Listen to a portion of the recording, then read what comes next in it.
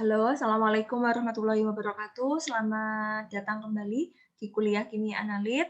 Kita akan melanjutkan bagian yang kedua kaitannya teori asam basa dan pH larutan.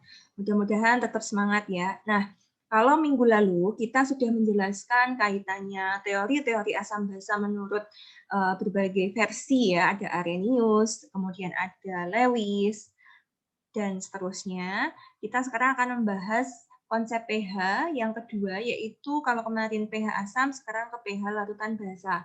Nah, untuk pH larutan basa ini, kalian perlu tahu bahwa perhitungannya itu mirip dengan perhitungan pada larutan asam. Yang membedakan, kalau di asam kita punya asam kuat dan asam lemah, sedangkan di basa kita punya basa kuat dan basa lemah. Masih ingat ciri khas dari basa kuat dan basa lemah itu apa?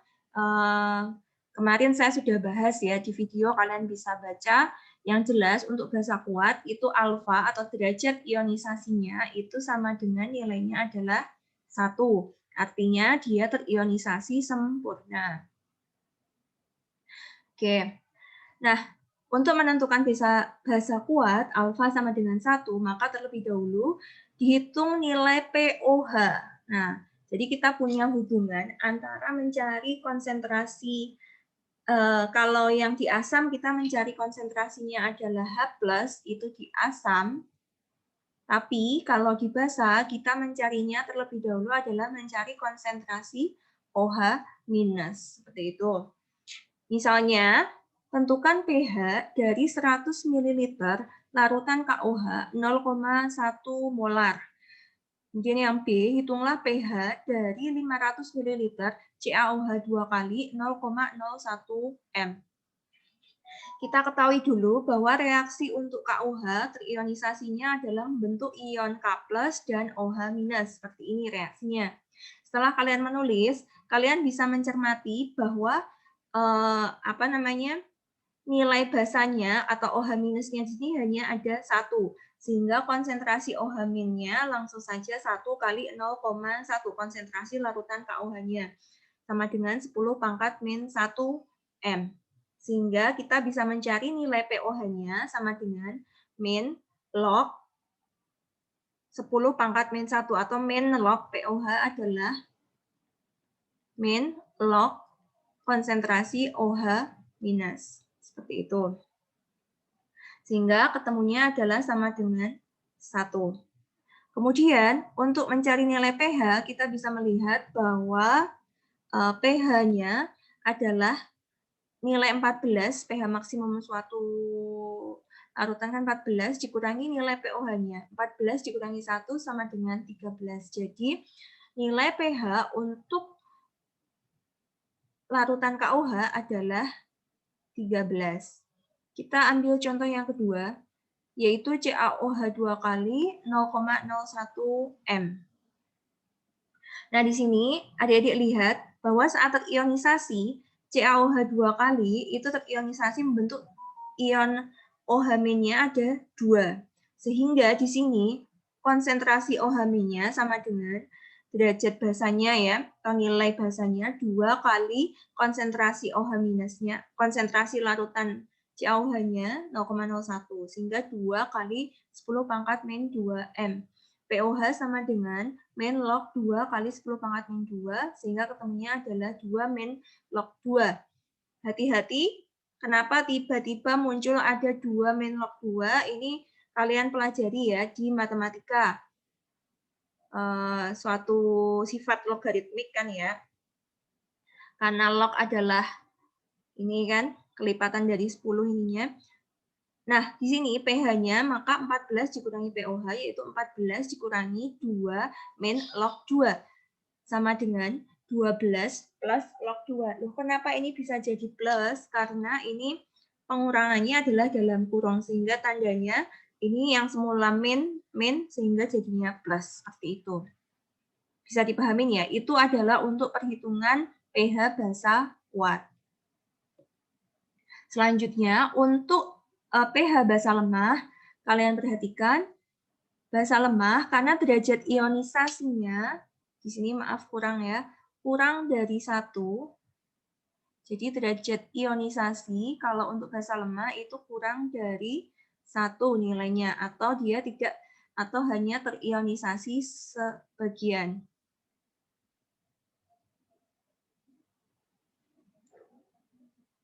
Contoh-contoh senyawa basa lemah apa? Ya, yang selain dari basa kuat. Di sini saya bisa menyimpulkan alfa kurang dari 1. Atau alfa antara 0 sampai 1. Jadi 0 sampai 1. Jadi maksimum derajat ionisasi adalah nilainya 1. Maka untuk menyatakan konsentrasi ion OH- digunakan rumus konsentrasi OH- sama dengan akar dari CB kali KB, di mana CB adalah konsentrasi basa lemah dalam satuan M atau molar, sedangkan KB adalah tetapan ionisasi basa lemah. Jadi sudah diketahui di soal. Jadi ciri yang lain untuk senyawa-senyawa yang basa lemah, dia memiliki nilai tetapan ionisasinya. Itu sudah ditentukan dari data percobaan ya. Nah, di sini hitunglah pH dari 100 ml 0,001 M larutan NH4OH atau larutan amonium hidroksida jika diketahui tetapan ionisasinya 10⁻⁵. Jawab, caranya konsentrasi OH- sama dengan akar dari CB kali KB. CB-nya kita ketahui 0,001 berarti sama dengan 10⁻⁻3 ya. Jangan bingung mengubah 0,001 ini diubah dalam bentuk perpangkatan. Ini fungsinya adalah untuk memudahkan kalian dalam mengakar ataupun membentuk nilai pH, nilai pH-nya atau pOH-nya. 10⁻3 kali 10⁻5, sehingga kan di sini kenapa tiba-tiba bisa muncul 10⁻4? Ingat ya, ini kan hasil perkalian pangkat itu adalah pertambahan, sehingga hasilnya adalah 10⁻8. Kita ingat bahwa akar itu adalah pangkat setengah, sehingga min 8 per 2 sama dengan 10⁻4. Min 4. Nah, ini ketemunya dari ini. Ini cara panjangnya seperti ini. Kemudian kita tahu bahwa konsentrasi OH-nya adalah 10⁻4, maka pOH-nya kita langsung tahu pOH-nya adalah 4, sehingga pH-nya adalah 10. Nah, kalau kalian perhatikan, ciri dari larutan basa, dia pasti pH-nya rata-rata adalah di atas 7. Itu pasti. Kalau pH-nya kurang dari 7, pH-nya berarti dia larutannya adalah bersifat asam. Tapi kalau pH-nya 7, berarti dia larutannya netral. Kemarin kita sudah paham ya ini ya. Konsep ini tolong kalian betul-betul pahami.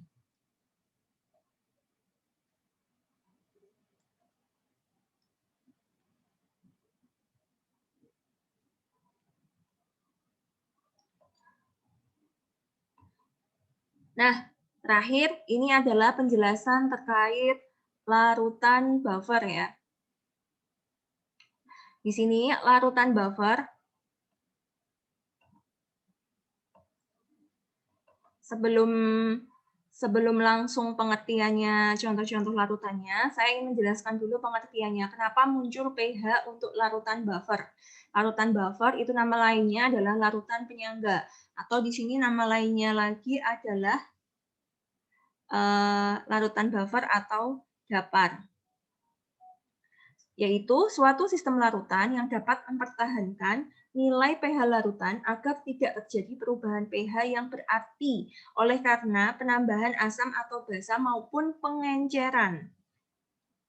Ada yang tahu maksudnya pengenceran? Jadi suatu larutan, misalnya kita tambahkan pelarut sebanyak mungkin gitu kan, lama-kelamaan kan dia menjadi larutan yang tidak lagi kental tapi encer, sehingga kan konsentrasinya juga akan berkurang seperti itu.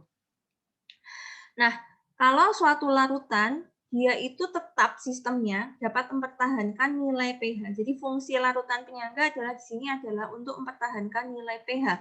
Larutan ini dinamakan sebagai larutan buffer. Jadi larutan buffer itu disebut juga larutan yang sifatnya stabil. Jadi dia tidak akan berubah-ubah nilai pH-nya walaupun misalnya kena penambahan asam ataupun basa. Itu arti dari larutan penyangga.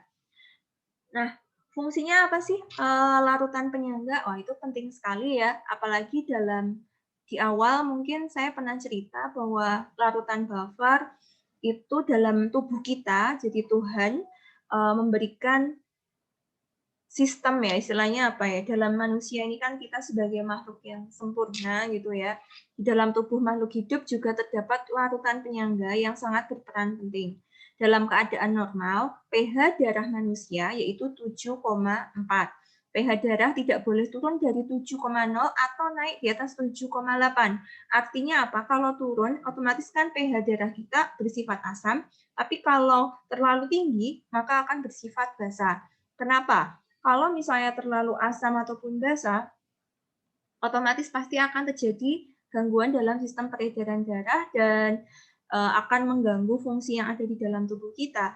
Akibatnya banyak ya yang terjadi ya, banyak penyakit yang ditimbulkan karena pH-pH yang ekstrim biasanya itu sangat cocok untuk pertumbuhan mikroorganisme seperti itu.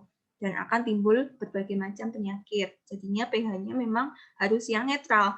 Nah, bagaimana cara menjaga pH darah agar netral? Padahal kita setiap hari, misalnya kita minum asam, misalnya kita makan yang ada basa-basanya, tapi kok tetap bisa normal? Nah, karena ada larutan penyangga. Larutan penyangga dalam pH darah itu adalah senyawa karbonat dan ion bikarbonat. Bentuknya adalah ini, H2CO3, yaitu larutan karbonatnya adalah asam karbonat, dan garamnya yaitu garam dari basa lemah ya, maaf, asam lemah dan garam dari asam lemah, HCO3-, asam lemah. Nah, ini adalah ion bikarbonat gitu. Nah, ini kalian bisa temukan bahwa yang pH darah itu adalah contohnya di untuk larutan asam lemah dan garam dari asam lemah. Ini fungsi untuk yang seperti yang ini, bikarbonat dan karbonat. Oke ya, bisa ya ini ya. Asam lemahnya adalah ini, H2CO3, asam karbonat, dia termasuk asam lemah, sedangkan bikarbonatnya atau ion bikarbonatnya itu termasuk garam dari asam lemah. Garam dari asam lemah itu maksudnya garam kan Bu, ini kok enggak garam. Garam kan masih ingat ya, garam itu adalah terbentuk bisa terjadi karena ada campuran dari basa dan asam membentuk garam. Garam dan air biasanya reaksi sampingnya ada air yang terbentuk. Nah, di sini ion bikarbonatnya adalah HCO3-, artinya garam dari asam lemahnya bisa jadi bentuknya adalah NaHCO3- dan H2CO3. Maksudnya itu. Jadi larutan buffer yang ada dalam pH darah itu adalah H2CO3 plus NaHCO3-, ion bikarbonatnya ini. Kemudian yang kedua, contoh yang lain adalah dalam cairan intrasel. Nah, ini lebih kecil lagi. Jadi dalam makhluk hidup yang mungkin sangat ini ya, masih sangat sederhana di dalam tubuhnya itu sendiri. Jadi sekali lagi ya, kita sangat bersyukur ya bahwa Tuhan menciptakan makhluk hidup semuanya memang punya sistem yang sangat sempurna untuk menjaga terjadinya misalnya ada gangguan ataupun ketidakseimbangan dalam tubuhnya. Nah, ini salah satunya adalah larutan penyangga ini. Cairan intrasel juga terdapat larutan penyangga, yaitu dihidrogen fosfat, H2PO4, dan HPO4 2- dan monohidrogen fosfat. Larutan penyangga H2PO4- dan HPO4 2- juga terdapat dalam air ludah yang berfungsi untuk menjaga pH mulut sekitar 6,8 dengan menetralisir asam yang dihasilkan dari fermentasi sisa-sisa makanan yang dapat merusak gigi. Nah, jadi jangan sampai kalian kalau misalnya makan, minum, walaupun memang kita sudah ada sistem stabilannya dengan adanya larutan penyangga, tapi juga jangan terlalu ekstrim, misalnya saya mau terus-terusan makan makanan yang asam, saya mau terus-terusan makanan yang basa, pasti akan ada akibat yang ditimbulkan, salah satunya pasti akan timbul sakit ya. Nah, kalau yang kedua ini, contoh yang kedua dalam tubuh kita, ini adalah sama, yaitu larutan buffer yang dari asam lemah dan garam dari asam lemah tersebut. Contohnya apa ini, Bu? Nah, contohnya adalah H2PO4- itu adalah larutan penyangganya. Kita misalnya mau ambilnya adalah H3PO4. H3PO4 ini nama lainnya adalah asam fosfat. Asam fosfat itu adalah termasuk golongan dari asam lemah. Gitu. Nah, tinggal mencari garam dari asam lemahnya apa ini? HPO4 2-. Ya, ambil aja misalnya Na2HPO4 dan seterusnya gitu. Bisa ya mengasih contoh maksud dari larutan buffer contoh yang pertama. Nah, contoh larutan buffer yang lain misalnya adalah ini. Jadi kalian tentukan dulu asam lemah yang terbentuk itu apa. Misalnya CH3COOH. Jadi kita bisa menentukan garam dari asam lemahnya. Dari kita hilangkan H plusnya di sini, kita tambahkan unsur dari golongan 1A dan 2A yang lain bentuk logam. CH3COONA seperti itu. H3PO4. Nah, ini persis ya kayak yang di cairan intrasel. H3PO4 dengan NaH2PO4 seperti itu. Itu untuk campuran atau larutan buffer yang asam. Kita lihat untuk yang buffer dari golongan campuran basa lemah dengan garam dari basa lemah. Contohnya adalah NH4OH atau amonium hidroksida dengan garamnya yaitu NH4Cl atau amonium klorida namanya. Sembari kita belajar nama-nama ya. Nah, di sini sifat larutan buffer bahwa pH larutan tidak akan berubah jika diencerkan. Tadi saya sudah kasih contoh ya. Karena sebenarnya pengenceran itu bisa mengubah konsentrasi dari si larutan tersebut, adik-adik. Jadi pengenceran, sembari saya tuliskan ya, pengenceran itu prinsipnya adalah penambahan pelarut ya, penambahan volume pelarutnya. Bukan zat terlarutnya, tapi penambahan volume pelarutnya. Kayak kita bikin teh, misalnya 1 teh seduh saja, 1 teh celup, kita tambahkan airnya sampai yang cuma 1 gelas sama yang 1 botol besar, itu kan konsentrasinya atau pH-nya akan berbeda, gitu maksudnya. Nah, kalau buffer, dia tidak akan berubah dengan cara pengenceran. Kemudian pH larutan tidak berubah jika ditambahkan ke dalamnya sedikit asam ataupun basah.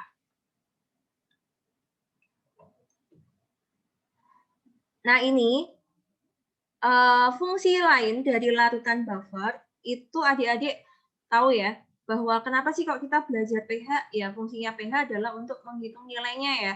Nah, kenapa kok perlu menghitung nilainya? Kira-kira kenapa sih pH itu perlu dihitung? Kira-kira ada yang tahu alasannya?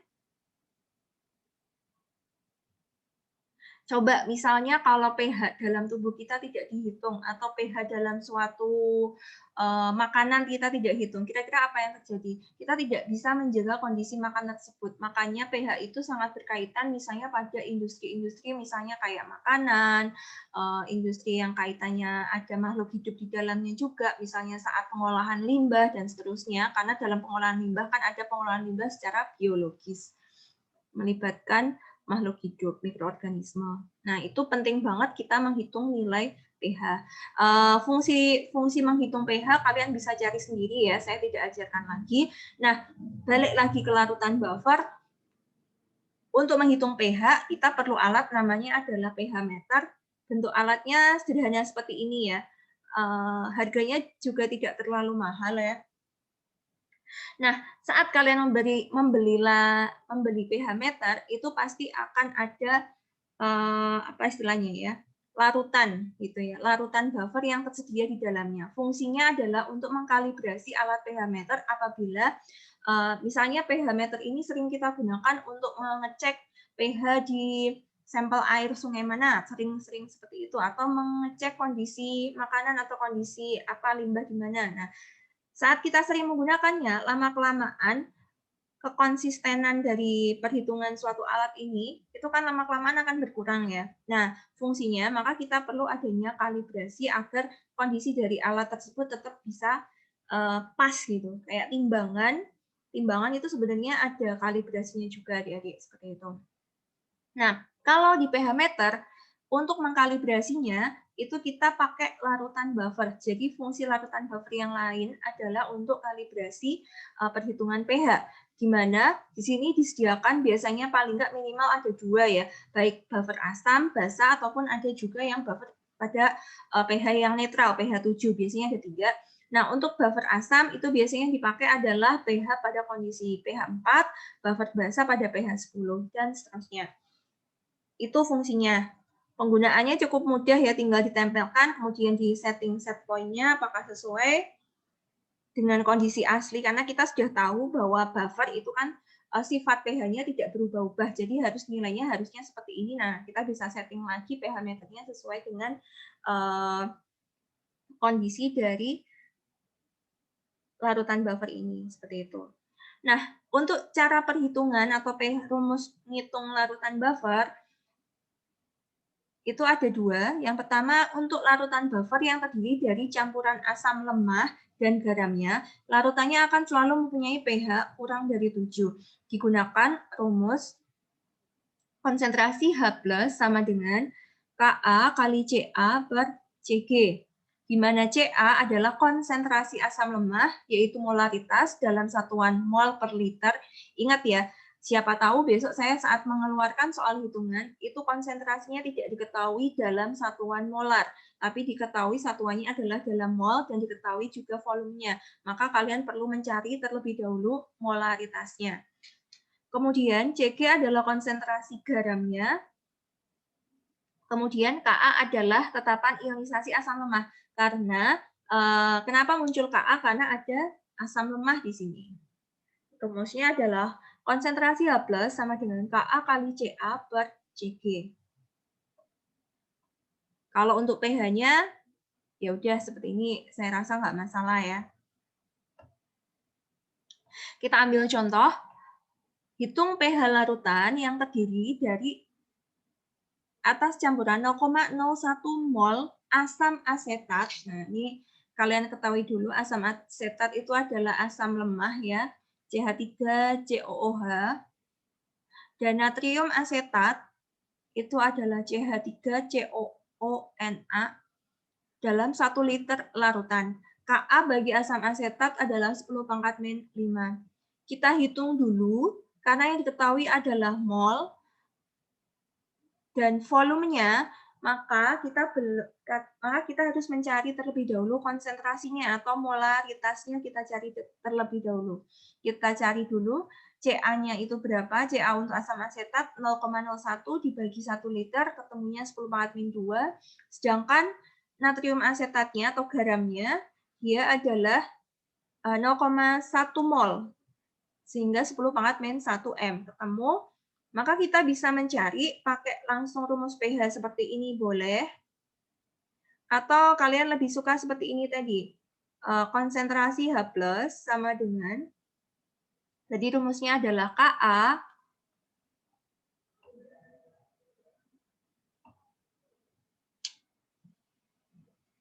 kali,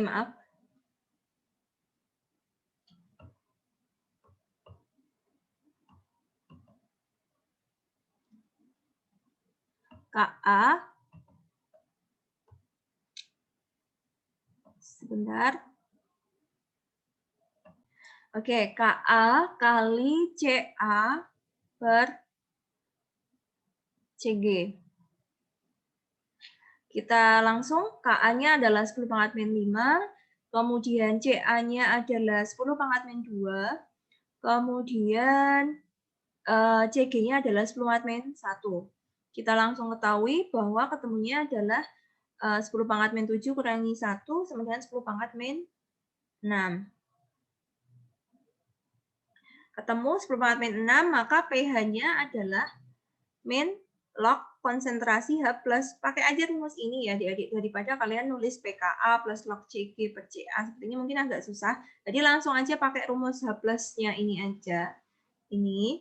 Kemudian kalian langsung cari pH-nya adalah rumusnya ini. Min log 10⁻⁶ sama dengan 6. Selesai. Lanjut, untuk buffer yang dari basa lemah dan garamnya. Konsepnya sama. Yang membedakan, kalau dalam buffernya adalah basa lemah, maka yang dicari adalah konsentrasi dari ion hidroksidanya, dan diketahuinya adalah tetapan ionisasi dari basa lemahnya. Kita langsung contoh latihan soalnya. Contoh, hitunglah pH campuran 1 liter larutan yang terdiri atas 0,2 mol NH4OH dan 0,1 mol HCl dalam volumenya adalah 1 liter larutan. Kp-nya 10⁻⁵. Kita ketahui dulu. Nah, ini agak menarik ya mungkin ya. Loh, kok nulisnya seperti ini, Bu? Kok mencari mol bereaksi, mol mol yang tersedia, karena di sini agak berbeda adik-adik. Kalau yang tadi, contohnya yang satu tadi, yang di asam, dia sudah buffer yang memang campurannya. Buffer yang pertama di contoh 1, itu kan CH3, COOH, dan CH3, COONA. Sedangkan di contoh 2, itu NH4OH, basa lemah, sama asam. Nah, ini kan menarik ya. Sama asam, asamnya asam kuat lagi. Lemah. Maka kita perlu mereaksikan dulu NH4OH plus HCl. Masih ingat ya reaksi substitusi ganti ini pertukarannya ionnya NH4 dengan bereaksi membentuk NH4Cl dan H2O. Kita ketahui bahwa stokiometri di sini koefisiennya adalah 1, semua sudah setara ya. Molnya untuk NH4OH adalah 0,2, sedangkan HCl-nya adalah 0,1. Maka kira-kira mol dari NH4Cl yang terbentuk itu berapa? Yang terbentuk adalah 0,1 mol. Begitu maksudnya. Sedangkan yang untuk bereaksi, yang untuk di NH4OH yang digunakan juga hanya yang tersedia hanyalah 0,1 karena koefisiennya 1 semua. Oke, kita udah tahu mol dari garamnya, garam basa lemahnya NH4Cl ini sudah tahu molnya adalah 0,1. Kita langsung bisa mencari konsentrasi dari CB-nya. CB yang digunakan adalah basa sisa, yaitu 0,1 per 1 liter 10⁻⁻1. CG-nya juga sama, karena garamnya koefisiennya sama, 0,1, 10⁻⁻1. Nah, kita bisa langsung hitung caranya. Konsentrasi OH plus sama dengan KB kali CB per CG. Kita langsung 10⁻⁵ kali 10⁻⁻1 per 10⁻⁻1 atau sama dengan 10⁻⁵. Sehingga POH-nya adalah min log konsentrasi OH min sama dengan ketemunya adalah 5. Sehingga pH sama dengan 14 dikurangi 5 sama dengan 9. Sama ya. Jadi agak hati-hati kalau untuk soal contoh seperti yang nomor 2. Sekarang, ini adalah untuk dicoba kalian ya.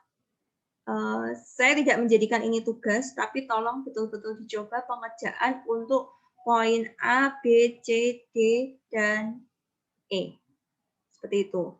Minggu depan mungkin saya akan berikan kuis ya, karena materi kita saya pinginnya sampai UTS kaitannya sampai ini, kemudian nanti ada kaitannya pengenalan peralatan laboratorium juga. Itu aja sih mungkin dari saya. Tapi mungkin saya mau kasih contoh ya.